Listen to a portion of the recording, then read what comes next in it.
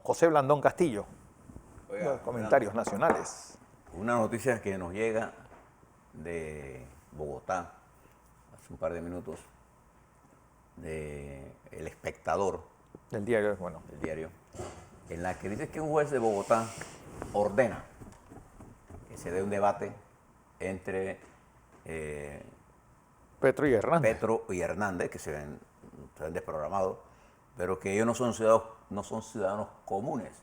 Y usted venga una explicación de lo que piensan hacer. Y ese debate estaba programado para el 16. O Así mañana. que mañana.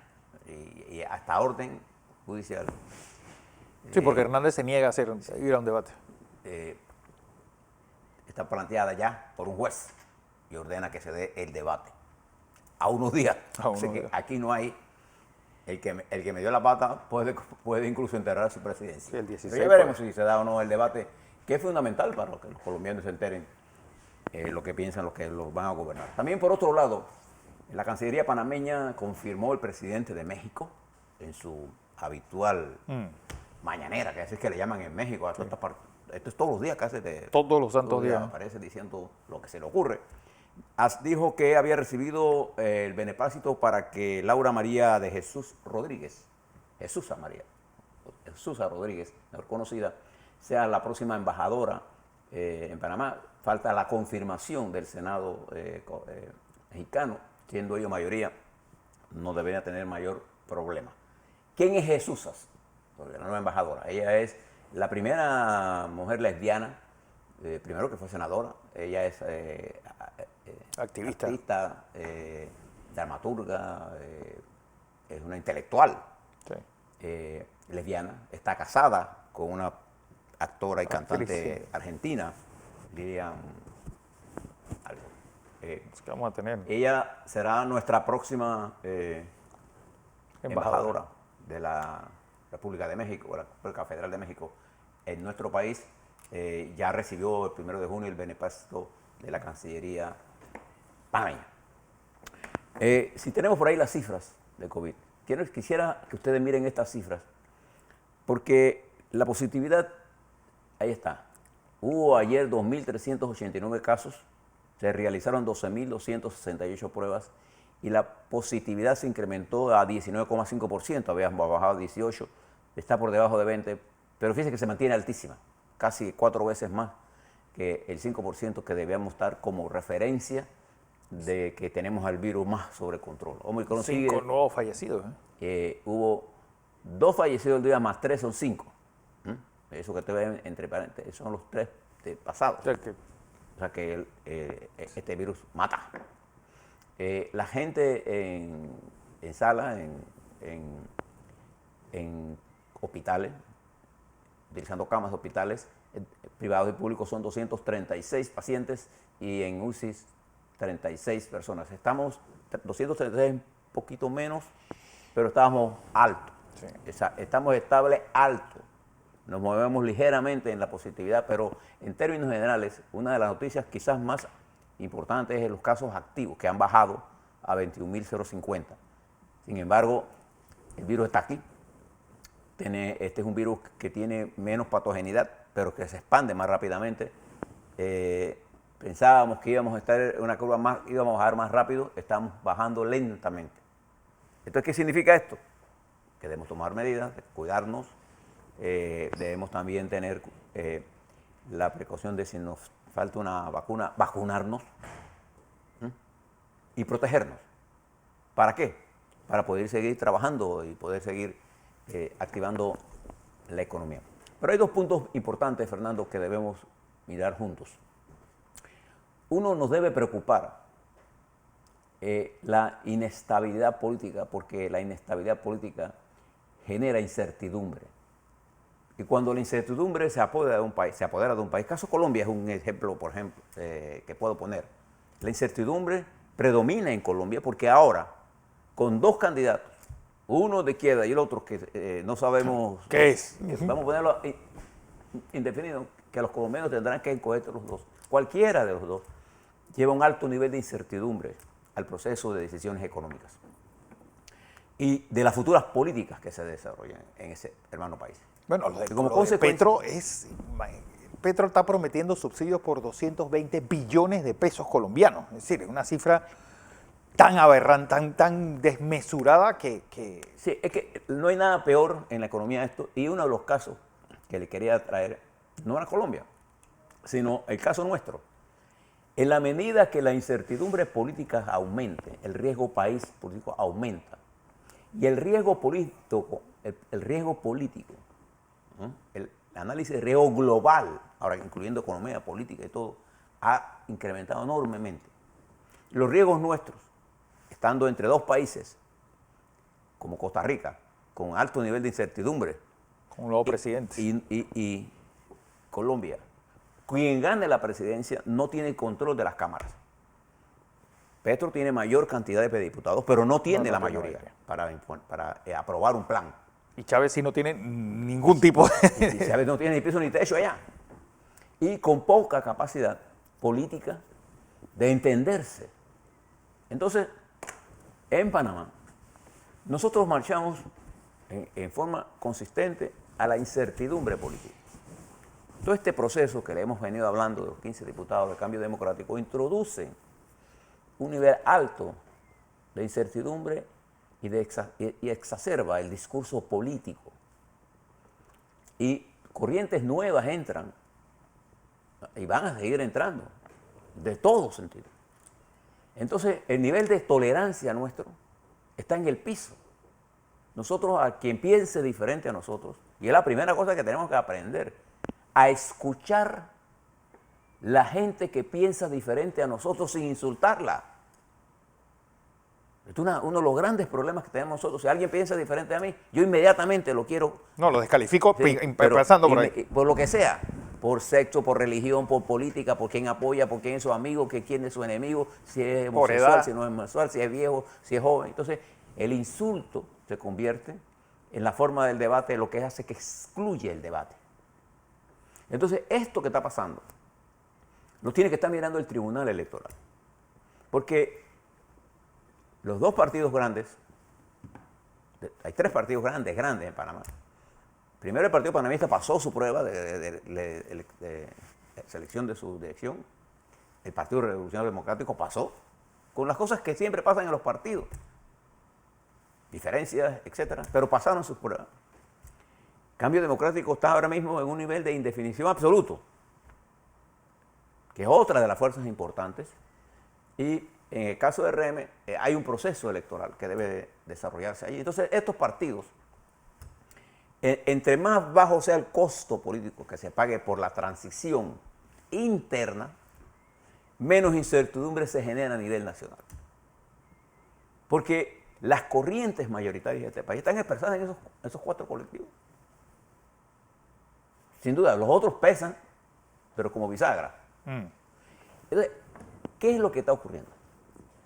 Hay una intención premeditada de enrarecer el debate por la falta de la capacidad que tenemos de escuchar al que piensa diferente a nosotros.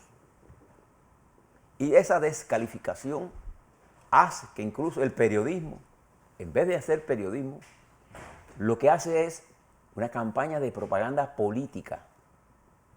Entonces, eso no es la libertad de expresión. No es decir lo que yo quiera.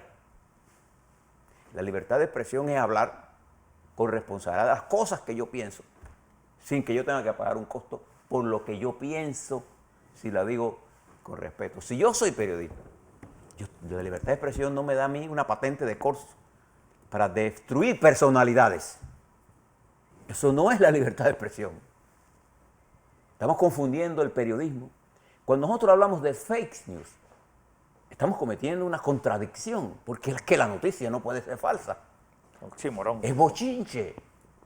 Es que ni bochinche, porque el bochinche siempre tiene algo de verdad. El fake news es mentira en su... Claro, hemos utilizado la noticia como arma y queremos meter a la justicia, y está metida, sí, mejor dicho, en esas corrientes de enfrentamiento y de descalificación permanente. Si yo veo a alguien que piense diferente a mí, si yo un grupo de este llamado grupo pro familia o de LGTB, yo tengo el deber de respetar y escuchar su planteamiento. Claro. Me guste o no me guste. Ya no voto por ellos y punto. No, o si voy a estar en contra, estoy en contra con argumentos. Pero no, lo que no puedes creer o puedes pensar de que ellos no están representando una parte de la población que está de acuerdo con Y digo con esto eso. porque el Tribunal Electoral debe darle seguimiento a esto que está pasando, el cambio democrático. Porque aquí se expresa todo. Todo el proceso político está ahí. El que nos quiere llevar. Nosotros no podemos hacer que la justicia determine las diferencias políticas entre la gente. La justicia en todo caso tiene que defender los derechos objetivos a los que tiene cada ciudadano panameño. Bien. Y otro tema importante que tenemos que mirar nosotros es el tema de la seguridad nacional. Por esto que hizo Ortega, sí, también, fíjese lo que pasó hace un par de días con un avión venezolano, con una tripulación iraní, que iba a bajar en Uruguay. Uruguay le regó el permiso. Se fueron para Argentina. Y ya ese avión había sido advertido en Paraguay que había llevado contrabando de cigarrillos. Y este grupo iraní está catalogado como un grupo terrorista. Y parte del terrorismo de islámico se concentra en el Triángulo del Sur. La triple frontera. Y este avión pasa a Argentina y Argentina lo detiene y pone preso a los iraníes. Son avión venezolanos. Le cuento esto porque la seguridad nuestra, la de nuestro país, se ve amenazada. Nosotros fuimos objeto De un atentado. de un atentado aquí en Panamá, igual que fue Argentina, Sí, de con un la AMIA. atentado. ¿Se recuerda el caso mía? La AMIA. Ya mía, perdón. Entonces, esto nos lleva a nosotros a pensar que tenemos que actuar pensando en la seguridad. Y vale mucho la pena que el gobierno estudie la necesidad de crear una estructura de seguridad internacional que coordine con las agencias de inteligencia lo que está ocurriendo. Esto no es un problema de seguridad del Consejo de Seguridad, esto no es un problema nada más de frontera, esto es un problema que tiene que ver con la seguridad en términos generales.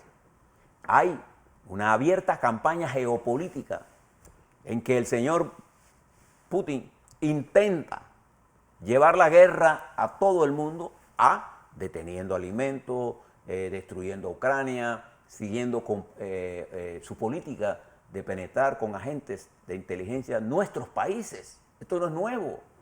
En Colombia han descubierto espías trabajando contra. Entonces también hay otros países que andan en esa misma onda. Y nosotros tenemos que tener claro que nosotros, Panamá, somos un enlace importante. No porque nosotros queremos ser tirándonos importantes, bueno, porque la distribución geográfica nos dio a nosotros una posición privilegiada y que hemos sabido explotar y que ese recurso está en nuestras manos. Entonces, esto plantea que nosotros comencemos a analizar con seriedad, sin los epítetos de simplismos, de comunismo y no comunismo, o de imperialismo o no imperialismo. Es la seguridad de la nación panameña, en la que vivimos todos los panameños, de cualquiera sea nuestra ideología, de cualquiera sea nuestras preferencias sexuales, o de cualquiera sea nuestro nivel de estudio. Porque hay muchos panameños que dependen de la estabilidad para conseguir empleo y alimentos. Hay un sector que no lo necesita porque tiene tanto dinero que le da igual. A ellos les da igual que la capital del mundo esté en Honolulu, en Amberes, en lo que sea. Sí. A nosotros, que no podemos salir de Panamá, a nosotros sí no nos da igual que la capital de Panamá. Panamá es punto. Y nosotros vivimos en Los Santos, vivimos en La Tabla, vivimos en Chitré, vivimos en Chiriquí, vivimos en Veragua, vivimos en Coclé, en Darién, en Bocas del Toro. No podemos irnos para otro lado. Además, muchos panameños ni pasaporte tienen. Y a mí me llama la atención cada vez que alguien le dice, le vamos a conculcar el pasaporte a un muchacho que pobre, que no tiene ni pasaporte, que no se puede salir del país, aunque quisiera puede salir del país. Y nosotros no tenemos la práctica de emigrar. Nosotros, eso no, usted ve que Panamá no es parte de ese proceso. No hay plan B. Entonces yo quiero decirles esto, que prestemos atención a este proceso de descalificación y prestemos atención al problema de la seguridad nacional. Los últimos acontecimientos que nos hemos visto, usted lo puede interpretar correctamente. La señora jefa del Comando Sur no vino a Panamá a pasear, vino a Panamá a dar puntos de vista muy claros sobre la seguridad de ese país y la nuestra. Los movimientos que se están haciendo a Costa Rica, lo que hizo el señor Ortega, no son movimientos cualquiera, lo que está haciendo Venezuela. Y todos estos juegos de militarización, porque a ellos no les interesa gobernar. A los países dictatoriales no les interesa gobernar, les interesa el poder. A nosotros, que vivimos un proceso democrático, nos interesa gobernar y debemos prestarle atención a los problemas que impiden que gobernemos. Así es.